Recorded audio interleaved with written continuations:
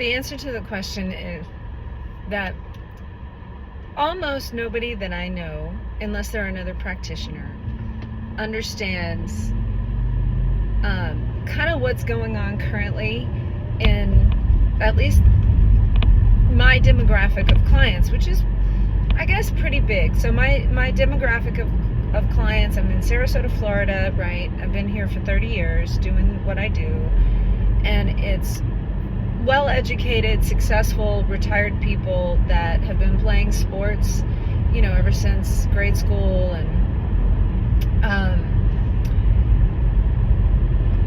people who have been brought up in the American medical and education system, colleges, and like they've just fought to put their kids into colleges, and these are people that believe that success is being able to live in a good neighborhood and travel to certain places and send their kids to certain colleges and work for certain companies, drive certain cars, eat at certain restaurants. Like there's this map of success, and when something goes wrong with your body, you go see all these specialists and buy medications and do whatever the doctors say. And if you want to do something healthy, it's very much like protocoled, and you read about it, in a Men's Health magazine or Oprah magazine, or Dr. Oz talked about it on TV or whatever it is. And it's like there's a game being played here by, the medical system, and the food and the workouts and the athletic clothes, and it's all tied up where, there's no one that's being encouraged to solve any body-related problem on their own, right? If you have a sleep problem, you don't do lifestyle changes and arrange to, take responsibility for giving your own body better sleep. And if you're obese, you don't just take responsibility for building a lifestyle that would have a non-obese body. And if you have an injury,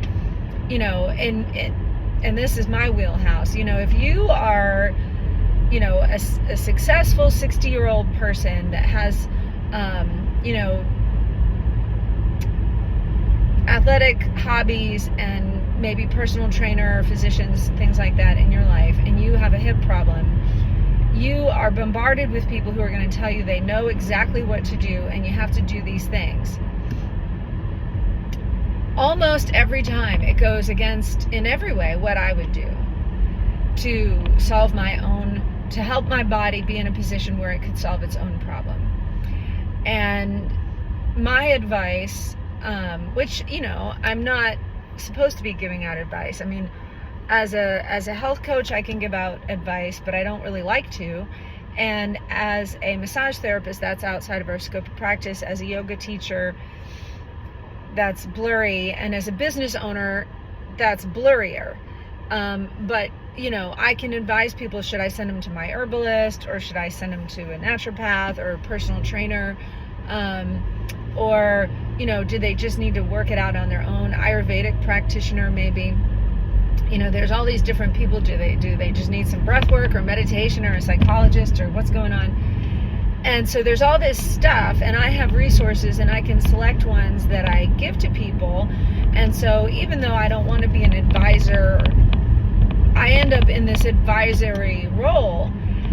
But almost all of the time I think, well, this person isn't going to do any of this. And the reason why they're not going to do it is because they would have to contradict a person that they believe has credentials that are superior to mine.